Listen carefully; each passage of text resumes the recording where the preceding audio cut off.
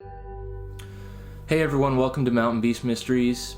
Sorry I didn't get a chance to upload anything yesterday, but I was incredibly busy. Today I'm going to talk to you about the Ruby Creek Bigfoot encounter. And this is another really old one. This happened in September of 1941.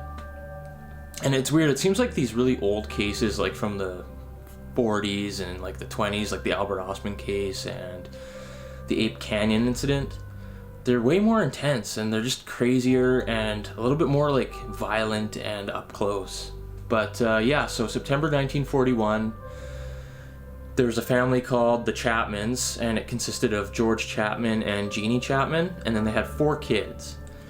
George Chapman worked on the railroad, he was gone for the day, and Jeannie and the kids were at home. So I think it was around 3 in the afternoon. One of the kids, the oldest son, comes running into the house and he's yelling at his mom. He's like, yeah, there's like this cow thing coming out of the woods towards the house. And he's freaking out. And this startles Jeannie, obviously. She goes outside to see what's going on and she can't really see anything at first. She calls the other kids to come inside.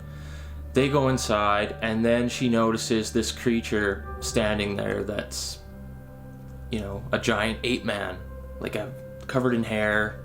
Really tall. She said it was like 7.5 feet tall, and it started moving towards the house, and so she's freaking out. She doesn't know what this thing is. She gets one of the kids to grab a blanket. She gets the blanket and she kind of covers them up with it, and she's using it to kind of shield the kids from the sight of this creature. So she doesn't want the creature to see the kids, she doesn't want the kids to see the creature, and she kind of moves everyone out the back door, through the backyard, and off into the bush towards the river. So the river and the railroad kind of ran parallel with each other towards the town of Ruby Creek, and that's where she escaped to with the kids. Now, she described the creature as being 7.5 feet tall, roughly. It had like a light brown colored hair, but apparently its face was really black. And so they got to Ruby Creek. George Chapman eventually comes home from work and he's like, what the hell happened? Like, the kids are gone, his wife is gone, and the place is in shambles. They had a woodshed that was just a wreck. There was a 55-gallon drum apparently of salted fish that was like destroyed, and all the contents of it were all over the place. So whatever this creature was, it seems like it was looking for some sort of meal, because it went right to the salted fish and, had its way with it. There was 18-inch tracks all over the place, apparently. Like, 18 inches is huge. Like, when I hear about, 16-inch Bigfoot tracks, I'm thinking, wow, that's a massive creature. But 18 inches? That's enormous. So if I was George, I would be freaking out as well, because, anything could have happened to the kids or to his wife. So he ended up going down to Ruby Creek. It was the most logical place to go, I guess, for him to look. And he ended up finding Jeannie, finding the kids. He gathered them up. His father-in-law was there, so he grabbed his father-in-law and another dude, I'm not sure who he was, and they went back to the house to check things out.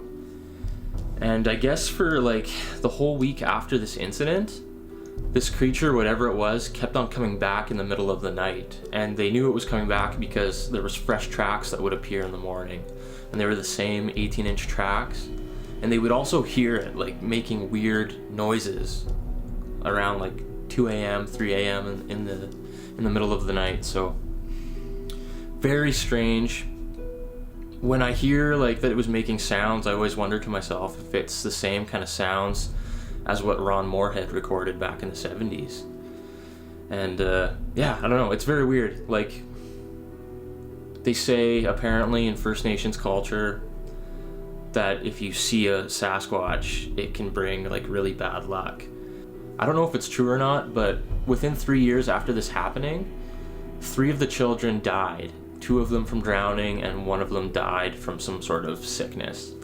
And then I don't think it was too long after that George and Jeannie also died from drowning as well, after a boat that they were on capsized. So that is incredibly bad luck, and it's probably just a coincidence, but still, that's very crazy. I'm not a very superstitious person, so I don't really believe in, you know, that kind of bad luck. Like, if I see something like a Sasquatch, it's going to be a bad omen and bad things are going to start happening to me. But I think it was just a coincidence. But yeah, like this is a really crazy story. It'd be really interesting to try and go to the exact location where this was in British Columbia. So I'm going to put that on my list of places to visit and to investigate, maybe spend a few nights out there and see if anything happens.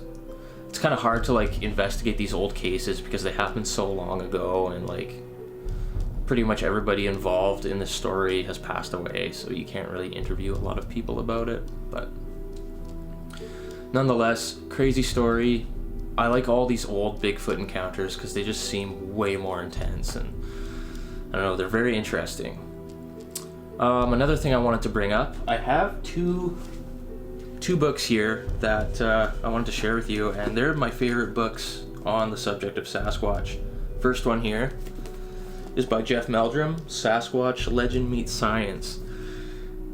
There's a lot of information in this book, and you can get it pretty much at any bookstore. It's pretty mainstream, but he goes over like pretty much everything. It's just really informative. If you're interested in the subject, I recommend picking one of these up. And the other book I have, which is a lot more targeted to like the serious Bigfoot enthusiast, I think, or researcher even, is by John Nagel, Discovery of the Sasquatch. And this is his second book, actually. You won't really find this one in a lot of bookstores. It's kind of hard to come across. I'm sure you can find it online easily, but yeah, it's a lot more serious and scientific, I feel, and a lot less mainstream. But lots of great information in this one, and he really scrutinizes the evidence, and I don't know, it's a lot more serious and analytical, I feel. Great book though. Actually, he gave me this copy personally, so I'm gonna take very good care of it. But yeah, two great books. If you're looking on information about the Sasquatch and you're just tired of watching YouTube videos about it, pick up these books. Yeah, that's all I have for you today. Thanks for watching. If you like the videos, if you like what you're seeing, share, subscribe. Stay tuned for the next episode of Mountain Beast Mysteries, and in the comment section, let me know what else you want to hear, what other stories or encounters you want me to go over or to talk about. But thanks. See you again next time. Happy birthday to you. Happy birthday to you. Happy birthday, dear Justin. Happy birthday to you. Yeah.